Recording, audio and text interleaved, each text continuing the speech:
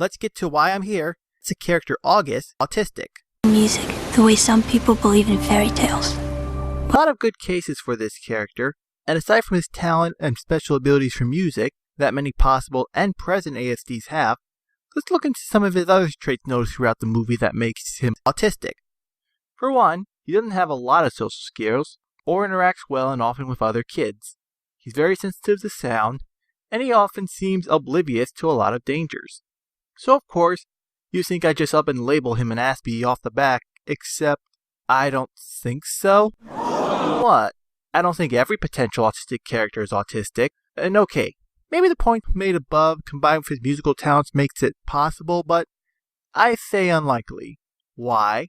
Well, for starters, let's look at the fact that while he doesn't have a lot of friends, he's far from being unsociable, which is a big difference.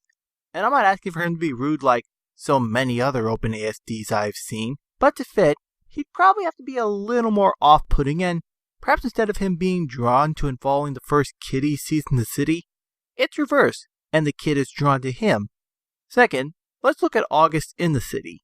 Now, some would think that the fact that the loud noise and crowds would make him panic if he were autistic, and more likely to freak out, which is true. I still remember having been a little overwhelmed when I made my first trip to Chicago and New York. However, since not all ASDs are the same, there are also those that are more oblivious and fearful of loud and crowded places, like August shown here.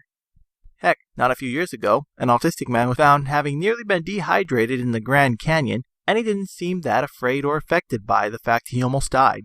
However, as good as that argument is, I would still have to disagree, if for no other reason for the fact that he's still a little too clean and, dare I say, nice and perfect to fit being an Aspie.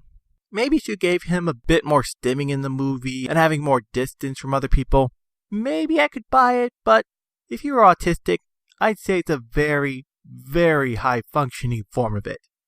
So that's that.